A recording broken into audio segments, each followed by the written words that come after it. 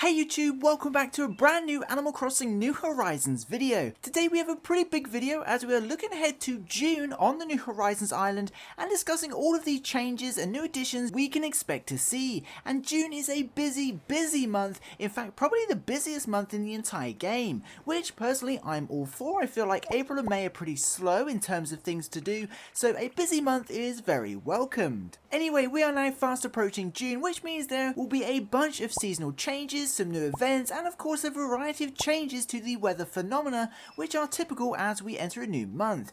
As always, we'll look at both hemispheres as we go, and thanks to the most recent content update, some things play out a little differently compared to last year, so it should be beneficial to old and new players. So if you're still playing New Horizons and you're excited for the video, be sure to leave a like, and here are 8 changes and new additions we can expect to see during the month of June.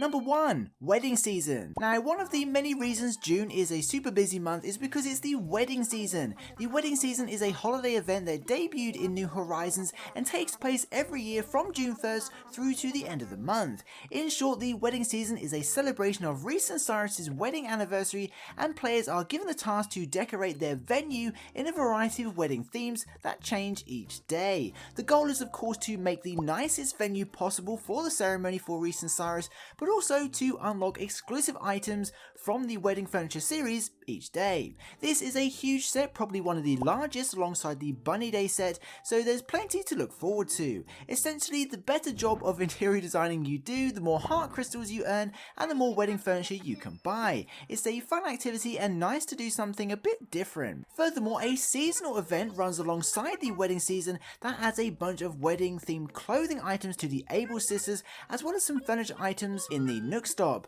Some of these items include the Shiromuku and the nuptial bell, amongst others.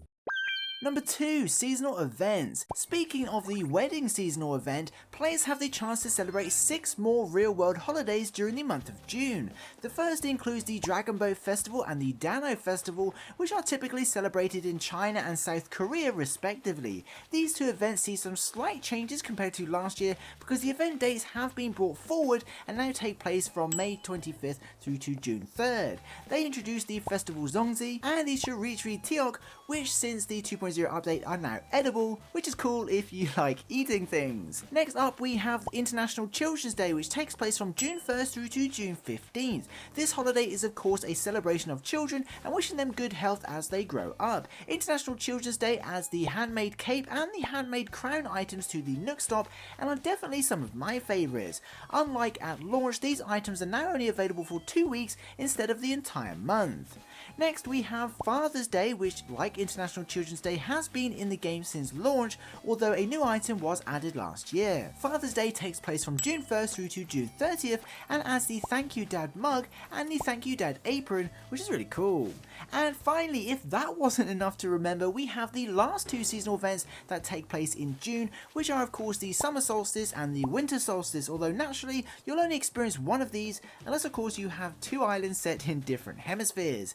In the Northern Hemisphere, players can celebrate the Summer Solstice by purchasing the Sunflower Crown, the Sunflower Rug, the Sunflower Glasses, and the Maypole. In the Southern Hemisphere, players can celebrate the Winter Solstice by purchasing the Midwinter Sweater, the Aurora Wall, the Awesome Bathtub with Yuzu, and the Tang Yuan. All of these items are available in the corresponding hemispheres between June 15th and June 21st.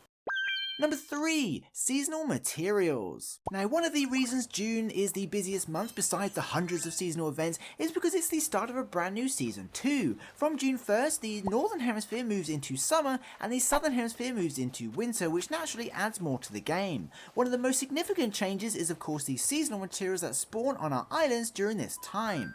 In the Northern Hemisphere, the young spring bamboo that has been spawning for some time is replaced with summer shells that wash up on our beaches. These can be encountered all the way through the summer until the end of August. The seasonal recipes are also replaced, meaning you'll no longer find bamboo recipes unless you travel to a Cap'n Island, in favour of the summer shell recipes, which include items such as the Starry Sands flooring, the underwater wall, and the shell wand, amongst others. Of course, shells continue to spawn throughout the day, so you won't have any trouble finding them. Similarly, the Southern Hemisphere sees a change and can only encounter acorns and pine cones for a couple more weeks. Both these crafting materials and their corresponding recipes stop spawning on June 10th. This is because the Southern Hemisphere is transitioning into the winter months and will instead see small and large snowflakes from June 11th and into August. Number 4, Nooks Cranny. Now with the new season upon us, Nooks Cranny sees some slight adjustments too. Firstly, the store sees some new window and interior decorations, but more importantly, sees new exclusive items. During the summer, Nooks Cranny sells seasonal items including the surfboard and the retro fan. These items are locked to specific colour variations for each player's islands. During the winter, Nooks Cranny sells the round space heater and the celebratory candles, again locked to specific designs. The good news is, thanks to the 2.0 update, they can now be customized through Cyrus at Halves Archipelago, so you can get any design you want. Number 5, Bug-Off. Moving on, with it being the summer season here in the Northern Hemisphere, it also means the Bug-Off season is about to begin. Starting on the 4th Saturday of June, which this year is the 25th, the special character Flick will be stopping by to host the first Bug-Off of the year. As always, the challenge is to catch as many bugs as possible in a time trial setting. The more bugs you catch, the more points you earn, and the more items Flick will reward you with. Even if you've played through a Bug-Off in the past, it's a great opportunity to win a different kind of trophy or earn some prizes you may have missed last time. There's plenty of Bug-Off items to unlock, including the artisanal bug cage and the bug cage bag, amongst others. Unfortunately, because the Bug-Offs are a summer event, players in the Southern Hemisphere will have to wait until November, unless of course you travel to a friend's island. Number 6, Weather Phenomena. Moving on to one of my favourite subjects, which is of course weather and weather phenomena. With it being both a new month and a new season, June sees quite a bit of change. However, most of this occurs in the Southern Hemisphere. Once the snow starts falling on June 11th, players once again have the chance to spot auroras in the night sky. These typically occur between 6 PM and 4 AM in hours with clear skies. They are pretty rare though, but can continue to be encountered through to the end of August. Furthermore, players get to see a whole bunch of changes with the clouds. Both cirrus and cirrocumulus clouds will disappear at the start of June. However, billow clouds, which are always nice to see, can be found in their place. The Northern Hemisphere also sees a slight change for clouds, as thin clouds will no longer spawn. Number 7, Island Aesthetics. Now, something we always like to include in these monthly change videos is the changes we encounter for bushes and weeds, and this is because they have a huge impact on our environment and can completely change the look and feel of an island. In the Northern Hemisphere, pink and white azalea bushes stop flowering at the end of May, making way for blue and pink hydrangeas that bloom between June 1st and July 20th. Furthermore, the weeds change, and whilst looking less vibrant, tend to have more flowers. Similarly, in the Southern Hemisphere, holly bushes continue to spawn for a few more weeks, ending on June 15th, with red and pink camellias flowering in their place from June 16th through to September. So if you're a fan of decorating with bushes and weeds, now is a great time to change a few around in time for summer.